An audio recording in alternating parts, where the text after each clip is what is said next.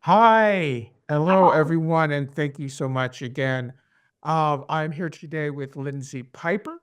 And so, Lindsay, before we get started, please introduce yourself.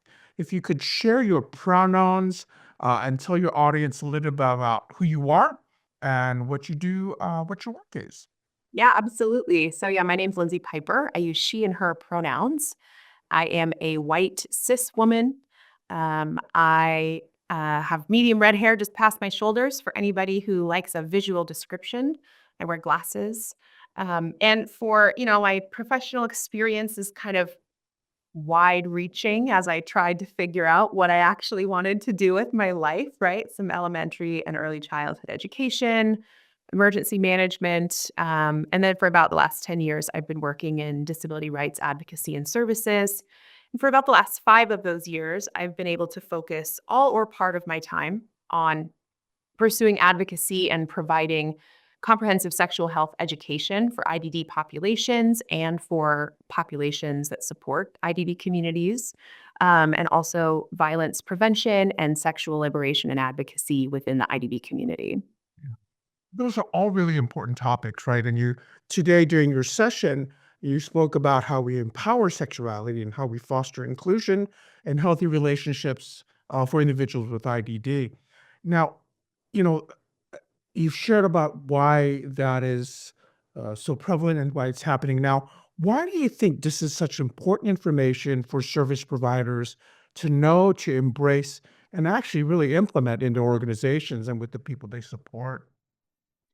Yeah, I mean, I think just on a broader cultural, societal level, we have these misunderstandings or misapprehensions about folks with disabilities, right? We kind of automatically assume that they're not going to be interested in sexual or romantic relationships, or that they're not responsible enough or able to make Mhm. decisions appropriately to safely engage in sexual and romantic relationships before we even consider providing them the education and support to responsibly make those decisions. Yeah. And so, from a service provider perspective, maybe you're providing employment services and you think, that doesn't have anything to do with me. I'm not providing residential services, I'm not a counselor, but you may be one of the few people in that person's life who they feel comfortable asking questions of, Yeah. or who they can express something related to their sexuality to.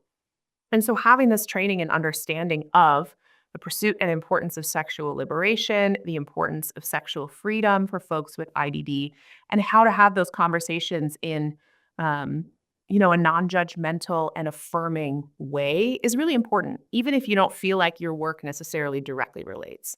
You also have to remember too, when we're working with people in the community, they have the opportunity to engage in whatever behavior they decide to engage in.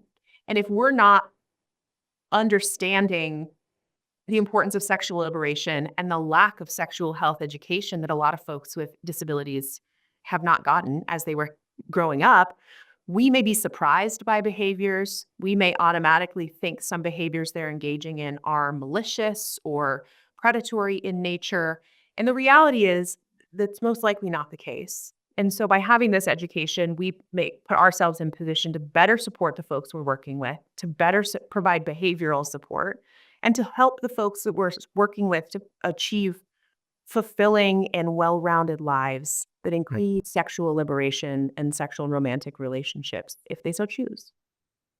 Yeah, I mean, it's such an important part of, like you said, a person's well-being and they're part of their life because, in so many cultures and so many conversations, sexuality and sexual relation, such a taboo subject. It's one of those things. So if someone feels comfortable, approaching you or someone in your team, embracing that and not, and like you said, kind of removing or the dismantling, if you will, that kind of notion, I think is really powerful and so important.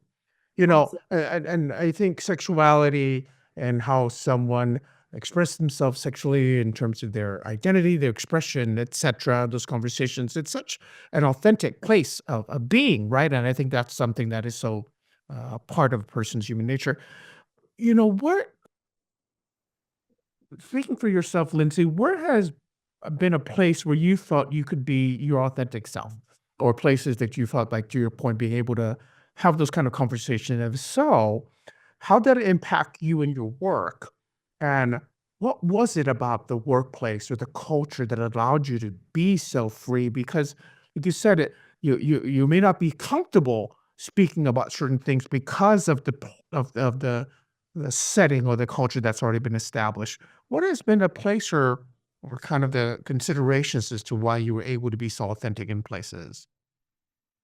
You know, it's an interesting question because for me, authenticity and comfort, especially talking about things like sexuality that can be Yeah. so uncomfortable for so many people, comes so much more from the folks that I'm around than it does from the Mhm. place that I'm in, right? Yeah. I have experience working in nonprofit organizations, governmental organizations, corporations. When you talk about a work environment, there's often so much focus on professionalism. And these are things we can and can't talk about with coworkers. Coworkers are not your friends. And I think we fall into that emphasis with the clients that we support too, of like, this is not a place for you to be you. This is a place for you to be an employee, right? Um, and even working in small nonprofit environments that are very open and accepting, very, liberal and not concerned with things like gender identity and sexuality and all of those things.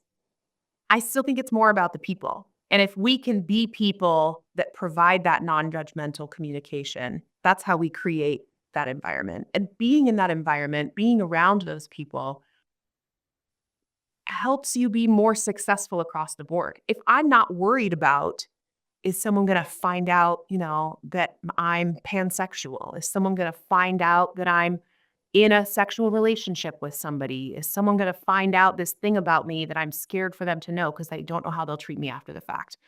If I'm not worried about those things, I'm much more free to not only just be myself and talk about what I want to talk about, but also to be more successful in my job, to be more successful and reach achievements in education environments, uh, and the expectation of discrimination about our statuses leads us to be less successful because we're too worried about revealing these things we don't want people to know. Yeah.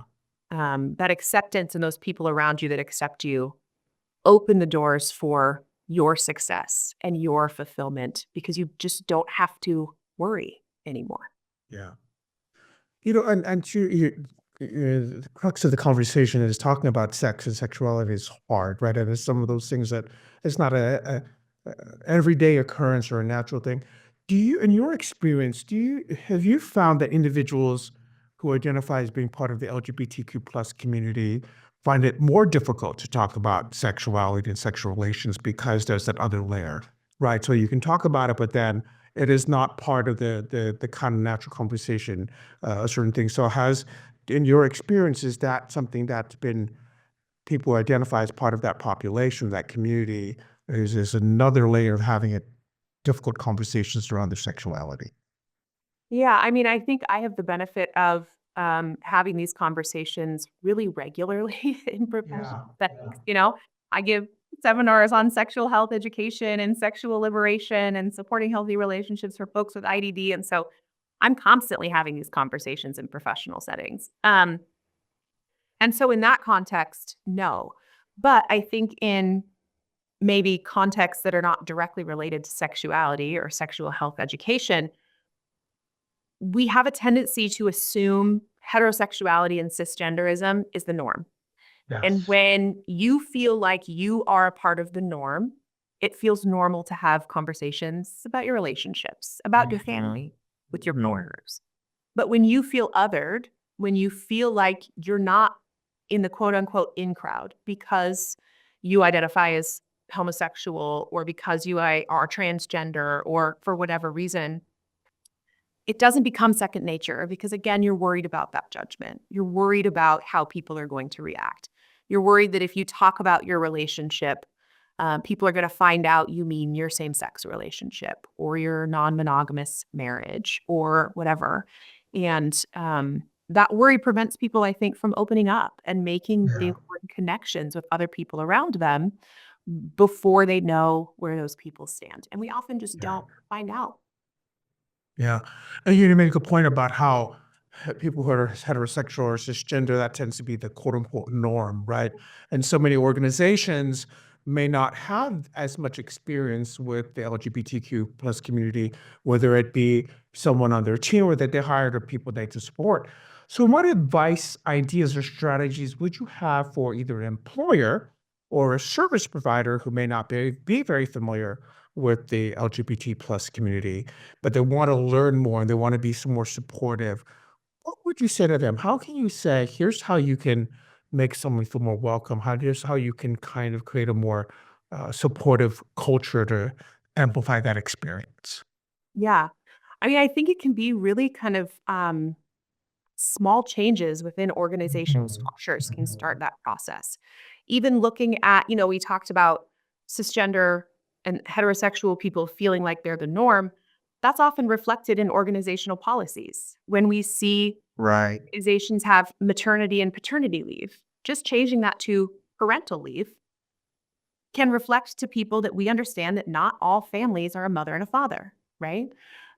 Changing policies so that you have single use restrooms or all gender restrooms. And I know, you know, there's a lot of political discourse around like, is this even necessary? Or people who are advocating for it to be unnecessary entirely and even, Yeah. outlawed. But small changes can communicate to LGBTQIA plus community members that you are an organization that considers the fact that not everybody is straight and cisgendered, right? Mhm. Just by acknowledging that that's just not everybody's reality, I think you can go a long way in helping LGBTQIA plus employees or LGBTQIA plus members or community members accessing your services to feel a little bit more seen and accepted.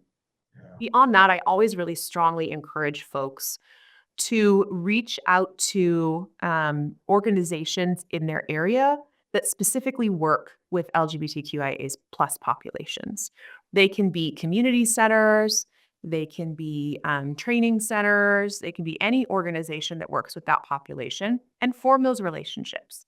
See if there are things that you can pay that organization to consult on for you. Can you bring somebody in who can be a consultant, who can look at your organizational policies and Yeah. procedures and make suggestions? Can you bring somebody in who can provide training for your leadership team or for your entire staff around supporting folks with LGBTQIA plus identities? Reach out to those communities that you want to support specifically and ask Mhm. them what they need. Because, we can make all the changes we want. We can hang a rainbow flag outside of our door in June and we can say we have all gender restrooms. But if that's where our outreach stops, we're not actually reaching out. Right. And that's such a good point. It's like uh, uh, the performative or the kind of quick, easy fixes, if you will, that you mentioned. Those are easy, but how do you then kind of move that needle a little bit? And Um, not to discount those quick, easy changes, sure. still have a good impact, but follow that up with legitimate concern and desire for inclusion. Yeah. You have about that. It's an investment, right? It's when we talk about best practices that we do in this work. I think that's just another one, how we invest in that education, information, that exposure, and that connectivity. Um, I think one of the things that in my experiences as a member of the LGBT plus community myself, doing this work, I think it's really important when I found that there are more people like me than I thought, and that I could as well be a mentor or role model. I think that's been really important. What would you say for someone who is new to this work, and is looking for that connection, is looking for a mentor or looking for some ways to say, I want to be more connected to other people who might be of like-mindedness or belong to community? What are some ways that people who um, we do this work together, and sometimes, like you said, you feel othered? What are some advice would you give to people who are feeling, isolated because of the fact of their sexuality or behalf fact that they're not feeling they're part of the greater community in that regards? Yeah, I mean, for folks who are wanting to get into this work, I would say don't be afraid to reach out to people. It's especially when we're kind of disability services in and of itself is kind of a small world, even though there's lots of things that fit under that umbrella of disability services. But then when you drill down even further into like healthy relationships training, positive sexuality support, sexual liberation advocacy, sexual health, comprehensive sexual health education, the world gets even smaller. And those of us who are already in it love hearing from people. If I could get every single person who provides disability services to get on the train with me for comprehensive sex education advocacy, I would be thrilled. So I want to hear from anybody who's excited, Right. right? When you see a training, reach out to the presenter. If they give you their email address, if they give you their LinkedIn handle, it's because they want you to reach out. Reach out. Let's make connections. We need to Yeah. be in community with each other to have successful achievement in the advocacy space and to make progress in what we're attempting to make progress in. Yeah.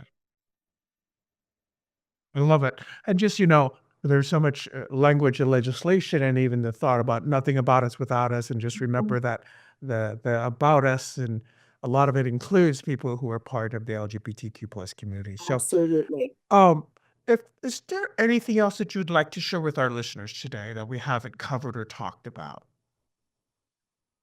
I think the biggest thing for me and the thing that I'm constantly advocating for is to remember that through our advocacy for supports and services for folks with disabilities, we also need to be advocating for supports and services for everyone, right? I am a person who will bang the gong about comprehensive sex ed for youth with disabilities across this country until I'm blue in the face.